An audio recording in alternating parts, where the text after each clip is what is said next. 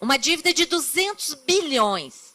Em 16 anos, pagamos 6,8 trilhões. E agora a dívida ainda está em 3 trilhões?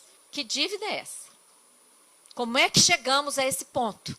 Muita gente acredita que a dívida acabou depois que Lula fez o pagamento ao FMI. O que ele pagou para o FMI, ó, essa quedazinha aqui, e já recuperou e ultrapassou tudo. Simplesmente mudou de credor. Pagamos ao FMI uma dívida que custava 4% ao ano de juros e nós emitimos dívida interna, dívida emitida pelo Tesouro, que na época pagava juros de 19,3% por ano.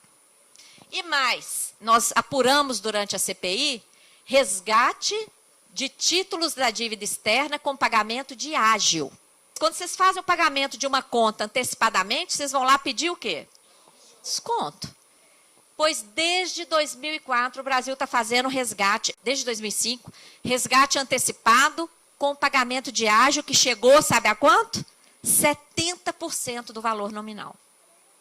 Na época da CPI, isso foi questionado. E qual a resposta? Hoje, a dívida pública é administrada pelo tal do benchmark. Sabe o que é isso? Marcação de mercado.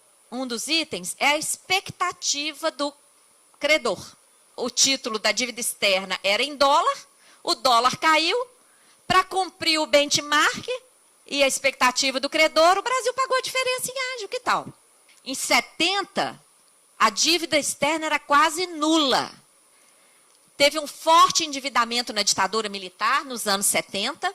Essa dívida que todo mundo falava que era a dívida do milagre econômico, das grandes hidrelétricas, siderúrgicas e tal. Não, no início da década de 70, 75% da dívida externa era privada. Era dívida de bancos e de multinacionais instaladas no país. Os próprios bancos credores elevaram as taxas de juros de 5% a mais de 20% ao ano. Provocaram uma crise. Foi assim que o FMI entrou no Brasil. Uma crise provocada pelos próprios bancos que antes haviam seduzido o país a assumir empréstimos. Na década de 80, essas dívidas, tanto do setor público como do setor privado, foram transferidas para o Banco Central do Brasil. Vocês sabiam disso? Nós tivemos acesso a esses acordos na CPI. Isso significou uma estatização de dívidas privadas. Há uma suspeita de que essa dívida externa tenha prescrito em 92. Há dados que nós começamos a investigar que os próprios bancos internacionais tinham dado baixa nos seus balanços. Uma comissão, Armínio Fraga, Pedro Balan, Murilo Portugal, e hoje está no Banco Mundial, fizeram uma negociação, transformaram toda essa dívida nos tais bônus Brady. Títulos que foram emitidos aqui em 94, que não respeitavam aquelas normas que vinham vigentes desde a crise de 29. Foi feita uma troca direta, não foi feita oferta pública, ou seja, crimes de lesa pátria. Inclusive, várias comissões do Congresso Nacional, na década de 80, os relatórios estão na nossa página na internet, porque isso estava desaparecido. E a chamada dívida interna? A dívida interna não é interna, né? Porque quem compra os títulos, inclusive, são bancos estrangeiros.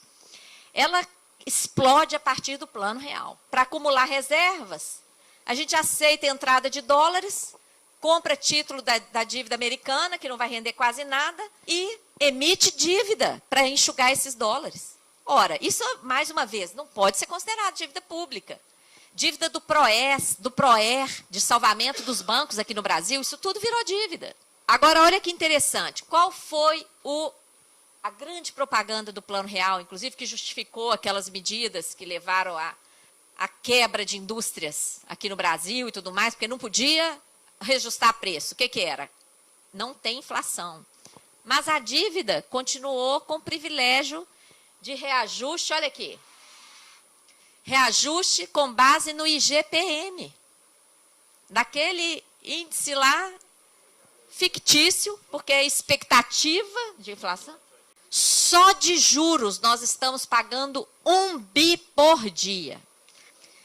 O Equador deu uma lição de soberania ao mundo. Em 2007, o presidente do Equador criou uma comissão para fazer a auditoria da dívida. Eu tive a honra de ser nomeada nesse decreto. Fui uma das estrangeiras que ajudou nesse processo lá. Em 2009, fez uma proposta soberana de reconhecer no máximo 30% do valor daqueles títulos. Eram esses dois tipos de títulos aqui, ó, bônus 2012 e 2030. Qual o resultado? 95% dos detentores aceitaram a proposta.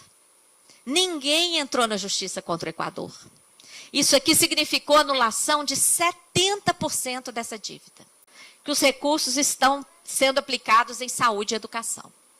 Ano passado, nós estávamos no seminário no Equador, o presidente nos chamou no palácio para fazer uma reunião, para nos agradecer pessoalmente. E disse, olha, graças ao trabalho, no Equador não tem hoje uma cidade em que não tenha um hospital ou uma escola em construção ou reforma.